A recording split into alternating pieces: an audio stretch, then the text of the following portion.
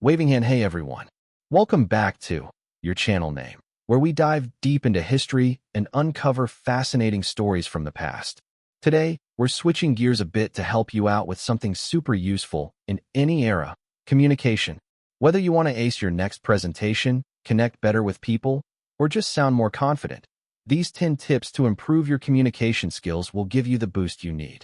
So, let's get started and speak like a true historian. Clearly, confidently, and with impact. All right, I never thought I'd be that guy writing one of these posts, but here we are. Let me start by saying I used to think I was a good communicator. I'm 35, work in IT, fairly introverted, but I listen well. I ask questions. I try not to raise my voice. My wife, let's call her Stacy, is the exact opposite. Loud, emotional, dramatic. At first, I thought that made us a great match. Where I was calm, she was fire. Where I was patient, she was passionate. But now, looking back, I realize I mistook chaos for depth. And God, did that cost me? We've been together 7 years, married 4. No kids, thank God. We were that couple that always looked cute on Instagram, even though half those pictures were taken after a screaming match over me not commenting fast enough on her stories. But I didn't see the cracks until about a year ago. At first, it was small things. She'd say she told me something when she didn't. She'd insist I agreed to her buying some $500 skincare package from her friend's MLM. I'd say, I never said yes, and she'd just scoff and say, you nodded, that's the same thing. It messed with my head. I started questioning my memory.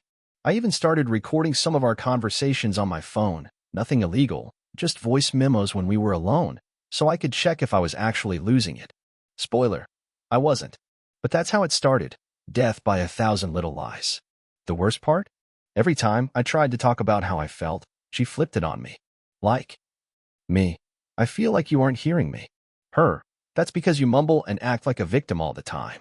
Me, I'm just trying to understand why you were texting your ex again. Her, because you never make me feel wanted anymore. Gaslight, deflect, attack, repeat. I stuck around because I thought I could fix it. I thought maybe if I improved how I communicated, she'd stop being defensive. That's how deep I was in it. I thought her lying was my fault for not saying things the right way. But the truth came out, and when it did, it hit like a truck. And honestly, if I had these 10 communication tips back then, maybe I would have seen it sooner. Or at least, gotten out faster. I'll get into each of those in this story. But first, let me tell you what really happened. It was a Thursday. I remember that because Stacy always had girls' night on Thursdays.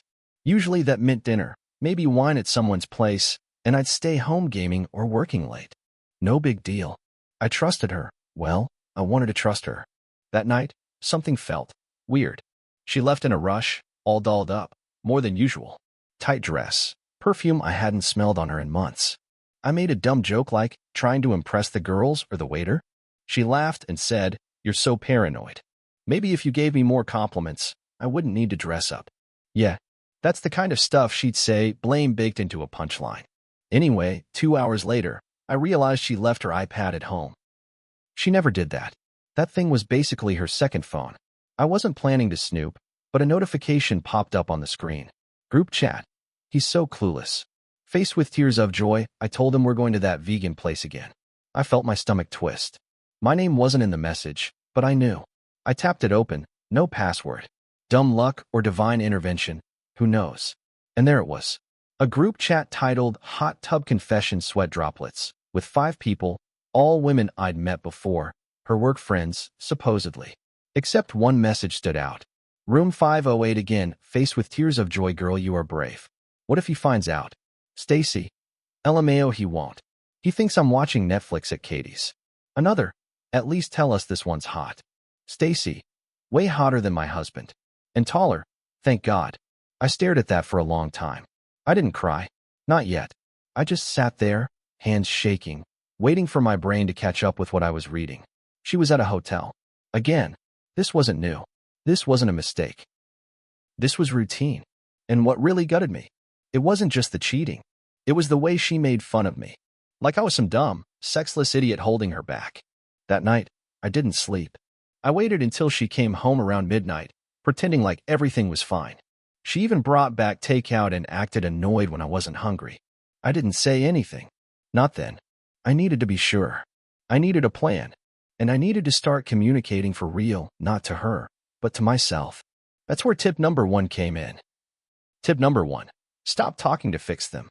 Start talking to understand yourself.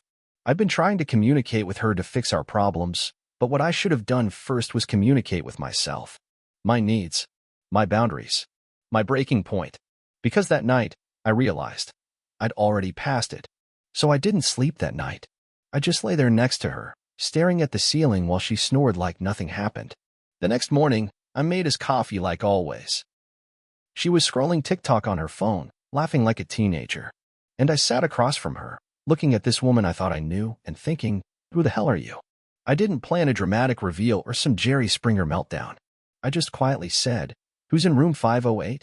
She blinked, stared, then smirked. What? Last night? You weren't at Katie's. You were at a hotel. With someone who's taller than your husband. So I'll ask again, who's in room 508? The shift in her face was almost instant. First, confusion. Then the wide eyes. Then she laughed, like I just said something out of a movie. You're unbelievable, she said. Are you seriously stalking me now? I saw the iPad. The group chat. I read the messages. Stacy. Silence. Then she exploded. Wow. This is so typical. You never trust me. You never listen. You just go snooping through my stuff like a controlling psycho. No wonder I don't tell you things. You twist everything. I didn't say a word. I just stared at her, letting the performance play out. And that's when she did something I still can't believe. She grabbed her phone and threw it across the room. Shattered it. Said, there? You happy now? You've ruined everything. You probably made all this up so you can feel better about your own guilt. I blinked. What guilt? And she said it. With zero hesitation. I know about your little chats. With Emma. You think I don't see the way you smile at your phone when I'm not looking? You've been distant for months. Cold. You're the one who checked out first. Let me be clear. I've never cheated. Never even flirted. The closest I came to Emma was liking a meme she posted on Facebook about introverts needing alone time. But in that moment, she flipped everything. I was the cheater. I was the liar. I was the problem. That's when I understood what people mean by gaslighting. It's not just lying. It's making you doubt reality. It's making you feel guilty while they're screwing someone else in a hotel. And here's tip number 2. If someone flips the blame the moment they're confronted, they're not trying to solve anything. They're trying to survive the exposure. I wasn't getting honesty. I was getting deflection, denial, and character assassination. And yet, part of me still doubted myself. That's how deep she had her hooks in me. After that confrontation, things went weirdly quiet. No apology, no confession. Just cold shoulders, passive-aggressive remarks, and a whole lot of door slamming. She didn't bring up Emma again, probably because she knew it was BS and just wanted to plant the seed. But I wasn't done. I started reaching out. Quietly. Carefully. I wasn't out to destroy her. I just needed to know the truth before I lost my mind completely. First call, Katie. Her best friend. The one Stacy claimed she was with the night of the hotel. I kept it casual. Hey Katie, sorry to bother you. Just wanted to double-check something. Stacy said she was with you Thursday night. Yeah. Silence. Then she said, yeah. Yeah, of course. Too fast. Too fake. I pressed gently. Where'd you guys go again? Another pause. Then, that vegan sushi place we like. Only problem? I made that place up. We never went to a vegan sushi place. I invented it once as a joke when Stacy said she wanted to eat cleaner. I never thought someone would actually say that in real life. So either Katie was lying, or Stacy had briefed her on the lie and she flubbed the details. I thanked her and hung up. My hands were shaking again. It felt like I was peeling back a rotting onion, layer by layer, and every time I thought I'd reached the core, there was more slime underneath. The second clue came from someone completely unexpected, a barista. There's a coffee shop near our place where I sometimes work remotely. I know most of the staff by name. One of the baristas, Sarah, is super observant, chatty, and friendly. She knows I'm married. She's seen Stacy come in with me before. That Monday, I was grabbing a coffee when she said, "Hey, is that your wife's new boyfriend?" I blinked. What? She pointed out the window. Tall guy. She was with him last week. I just saw her again with him like 20 minutes ago. I assumed you guys were open or something. She said it so casually, like she didn't just detonate a nuclear bomb in my chest. I smiled. Nodded. Yeah, something like that. I walked out and sat in my car for a full hour, trying to breathe. That's when tip number 3 hit me like a brick. Tip number 3, if you want the truth, ask people who don't owe her loyalty. I spent years relying on her friends to validate my version of reality. But they were her audience, her backup dancers. The truth comes out in places she can't control: coffee shops, coworkers, mutual friends. I started noticing all the inconsistencies. Little things. Times she said she was at the gym, but came home in full makeup and dry hair. Work dinners that didn't show up on her calendar. Receipts she left in her purse from Uber rides at 1 a.m. I wasn't being paranoid. I was being awake for the first time in years. And I was starting to see that Stacy didn't just lie. She crafted a world around her lies and made me live in it. Let me tell you how I met him. The guy from room 508. After the barista clue and Katie's fumbled lie, I decided I was done tiptoeing.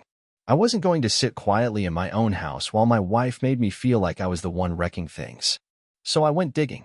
I checked our joint credit card statements, Uber receipts, calendar appointments, everything she never thought I'd notice. I cross-referenced the dates with her girls' nights and found something consistent: charges to a hotel downtown every second Thursday for the last 4 months.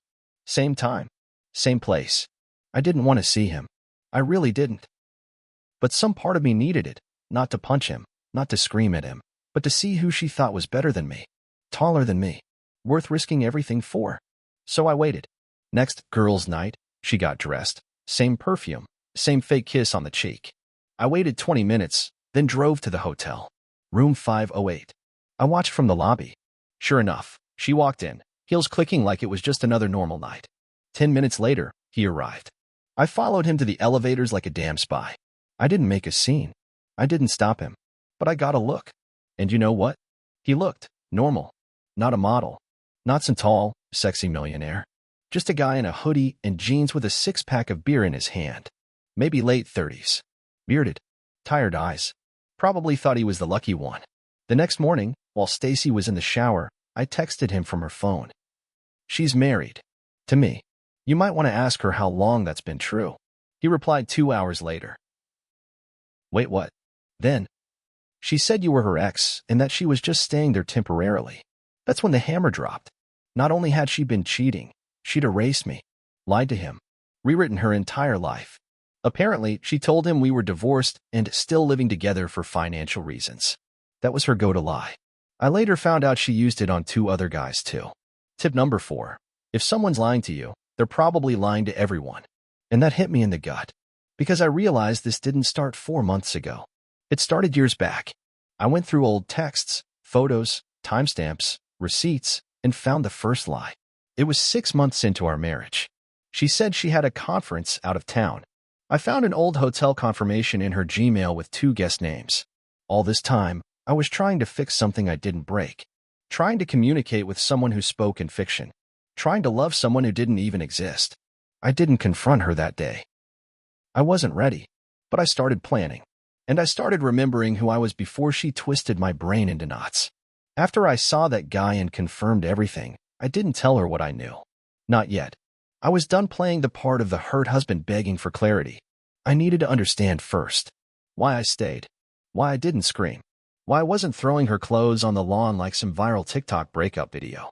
So I did something she would have never expected. I booked a therapist. Let me just say, therapy didn't solve everything. But it did crack something open in me. I told the therapist everything. The hotel. The lies. The gaslighting. The deflection. Even the time she told me my mother manipulated her just to make me feel isolated. Yeah, that happened too. My therapist asked a question that hit like a truck. When's the last time you made a decision just for you?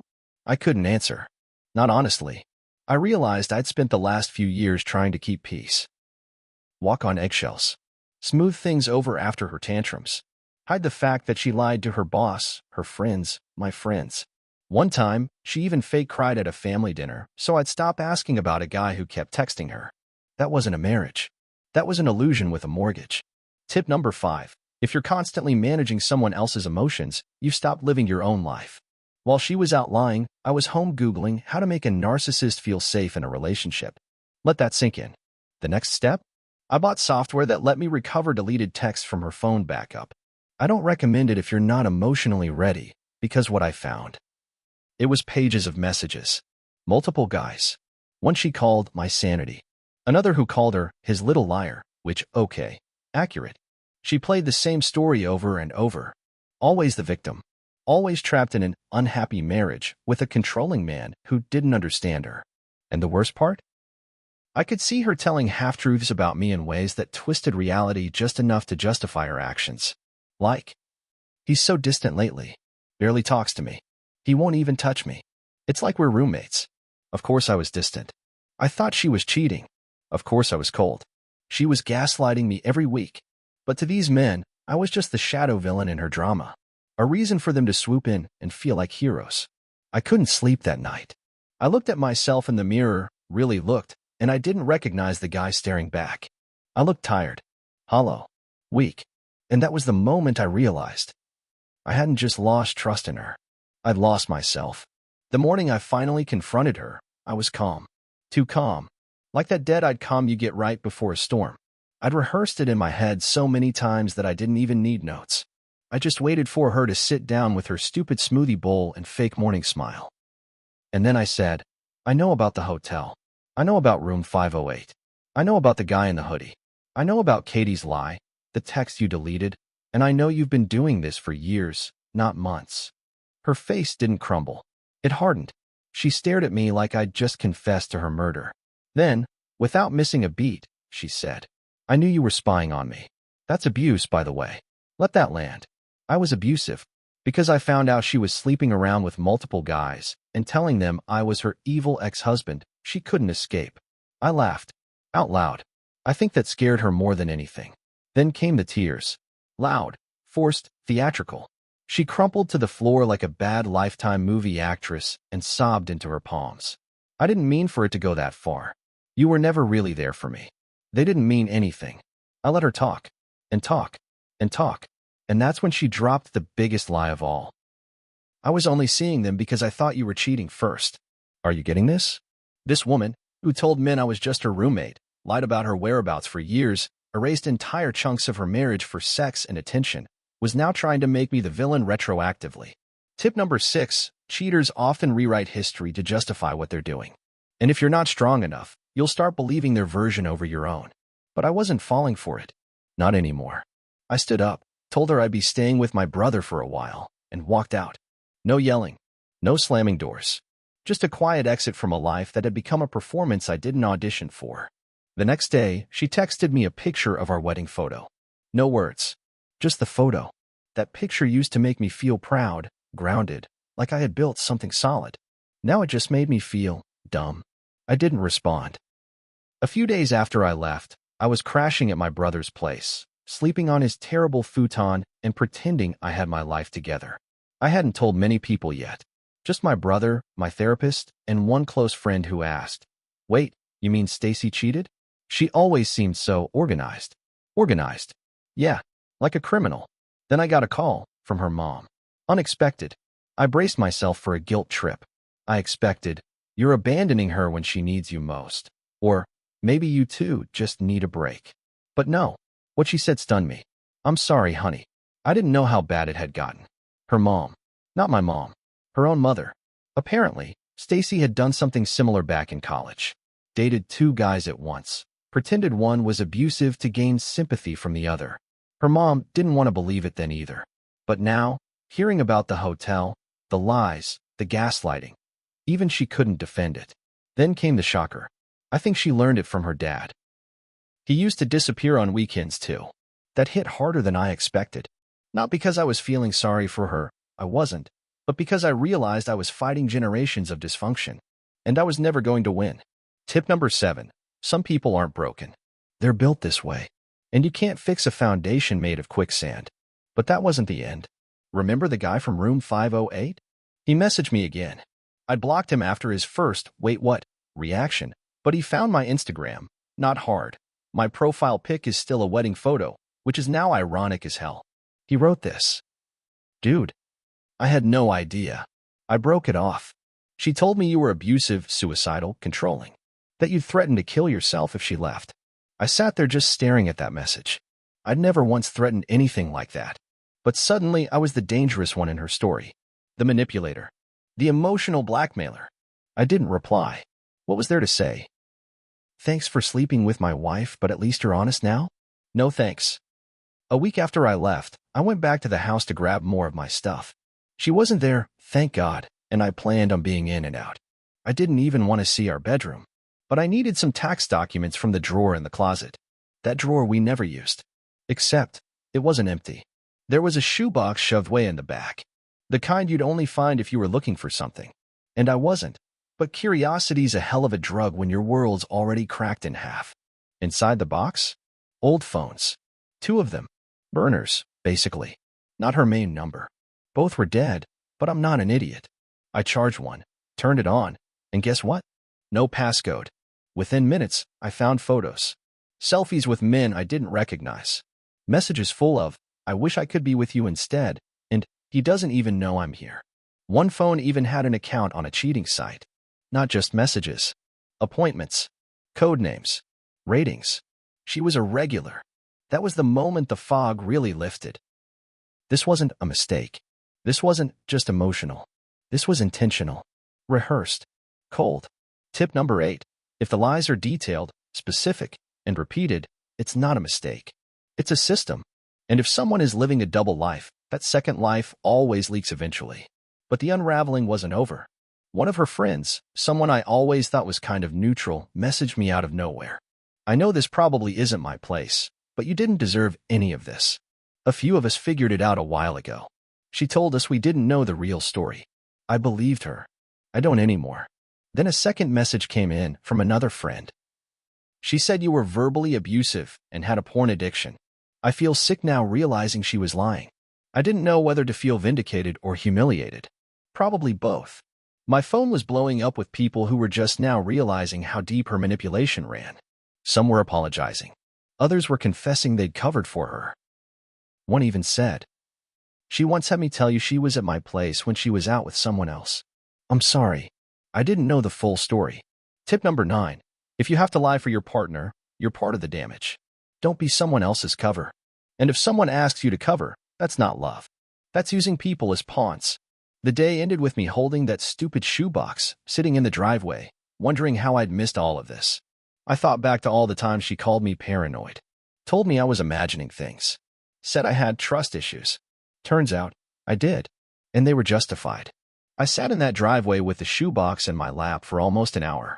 I was replaying every argument we'd ever had, every time she told me I was too sensitive or controlling for asking where she'd been. I wasn't controlling. I was right. But now that I had the truth, all of it, the real question hit me. What the hell do I do with it? My first instinct? Burn it all. Blast it on social media. Send screenshots to her family, her boss, her friends. Ruin her. The petty part of me, the part she'd buried under gaslighting for years, wanted justice. No, it wanted revenge. But then something strange happened. I looked down at her burner phone again, and I just felt tired. Like, bone-deep exhausted. Like no matter what I did, it wouldn't fix anything. It wouldn't heal me. It wouldn't give me back the years I spent trying to love someone who was acting out a completely different movie than the one I thought we were in. That was the moment I realized something important. I didn't want to keep being the main character in her drama. I was done playing defense in a game she rigged. So I packed up the box, locked the house, and drove to a storage unit. Dumped everything there, wedding photos, the burner phones, even the notebook I'd started keeping with dates and times and inconsistencies. Yeah, I had a cheat timeline at one point. Pathetic, I know. Tip number 10. You don't need to win. You need to heal. And sometimes that means walking away with your dignity instead of staying to burn it all down. Later that night, she called. First time since the confrontation. I didn't answer. Then she texted. "Can we talk? I miss you. I know I messed up, but I still love you." I stared at those words for a long time. I'd waited years to hear her admit that she messed up. Years. And when it finally came, it meant nothing. I never replied. That was the real ending. Not dramatic. Not loud. Just silence. And for the first time in a long time, it felt like peace. After shutting the door on that chapter, I thought my life would just snap back together like a puzzle. Spoiler, it didn't. The first week was silence. No calls, no texts, no fake apologies. I spent a lot of time alone, trying to figure out who I was without the constant gaslighting and chaos. Felt like learning to walk again after a bad fall. Then came the awkward dating phase.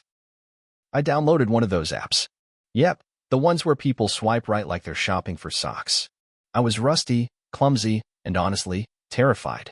Every conversation made me question if I was broken or if I was finally free. One girl messaged me asking why my photos all had that same sad groom vibe.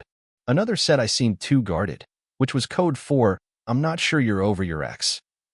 It was brutal, but it also reminded me how to communicate for real, no lies, no masks, just me. Tip number 1. Revisited, communication starts with honesty. If you don't tell the truth to yourself, you'll never be able to tell it to others. The emotional triggers hit hard, too. I walked past a coffee shop that had been our thing. Saw a couple holding hands the same way we used to. Got that familiar lump in my throat and a burning mix of anger and sadness. But with time, the triggers dulled. I started journaling, talking to friends, and even went back to therapy. It wasn't easy, and some days still sucked. But I was finally learning to listen, not just to others, but to myself. One of the strangest parts about getting out was realizing how much her lies had seeped into my head. I found myself second-guessing everything, from what I said in a conversation to how I reacted to minor stuff. I caught myself apologizing too much, afraid I was being too much or overreacting, just like she used to accuse me of. Even worse, sometimes I'd catch myself checking my phone obsessively, convinced I'd see some new betrayal or proof she was spinning more stories. I hated that guy. It took months to realize it wasn't me. It was what she'd done to me. That constant manipulation wasn't just about her lies. It was about breaking down my trust in my own perception. Tip number 2. Revisited. Rebuilding trust in yourself is the hardest, but most important part of healing. You have to remind yourself that your feelings are valid, your doubts are valid, and your boundaries are real. I started setting little boundaries. Saying no without explaining. Speaking my truth, even when it felt scary. I stopped apologizing for how I felt. Slowly, I found my voice again. The best part? When I finally said no to a dinner invite that I didn't want to go to and didn't feel guilty about it. It was like I'd reclaimed a piece of myself. It's strange to say this out loud, but looking back now, I'm oddly grateful for the whole nightmare. Yeah, I was the one who got hurt. I was the one betrayed and gaslit and left to pick up the pieces. But the truth is, going through all that forced me to grow in ways I never would have otherwise. For starters, I learned what real communication looks like. Not the manipulative, twisting kind she pulled off. The honest, sometimes messy but authentic kind. I also learned to trust my gut again. And maybe most importantly, I learned to set boundaries and stick to them. And let's be honest, her bitchin', lying ass pushed me into becoming a better version of myself. Funny how that works, huh? So here's a bonus tip from me to you. When someone shows you who they really are, believe them, and use it as fuel to build yourself up, not tear yourself down. It's the hardest lesson I learned, but it was worth every damn tear. After months of silence, healing, and awkward dating, I finally found the courage to share my story, not just here, on a subreddit like this, but with friends, family, and even strangers who'd been through similar hell. The reactions were overwhelming. Some people thanked me for speaking out. Others shared their own nightmares of betrayal and lies. I realized I wasn't alone in this. And neither are you. Opening up helped me see things clearer and gave me a sense of purpose. If there's one thing I'd say to anyone caught in a storm like this, it's this. You're not crazy. You are worthy of honest communication. You can walk away and heal. I started giving friends simple tips to improve communication, stuff I wish I'd known before. Like, 1. Listen more than you speak. 2. Be honest, even when it's hard. 3. Don't let anyone guilt you into silence. 4. Trust your gut. It's usually right. 5. Set clear boundaries and respect them. 6. Don't play the blame game. Own your feelings. 7. Ask questions instead of assuming. 8. Avoid defensiveness. It kills conversation. 9. Take breaks if emotions run too high. 10. Remember, communication is a skill you can learn. Tip number 10 is the kicker. It's a skill, not a talent. I still struggle sometimes, but I'm learning every day. Looking back, this whole mess was a brutal wake-up call. It ripped apart everything I thought I knew about love, trust, and communication. But it also taught me lessons I wouldn't trade for anything. If I could tell my younger self one thing, it would be, don't ignore the red flags. Don't silence your doubts. And above all, never lose sight of your worth. My ex? She'll always be a chapter in my story, but not the whole book. I'm still working on myself, still learning how to communicate better, still figuring out how to love, starting with self-love. And to anyone out there reading this, struggling with lies, betrayal, or communication breakdowns, here's my advice. Trust yourself. Don't settle for someone who won't speak honestly. Work on your communication skills. It can save you from a lot of pain. And if it's too late, remember that healing is possible. Peace is possible. You're not alone. Thanks for listening. Sometimes just telling your story is the first step to healing. A guy who's been there, messed up, learned, and is still moving forward.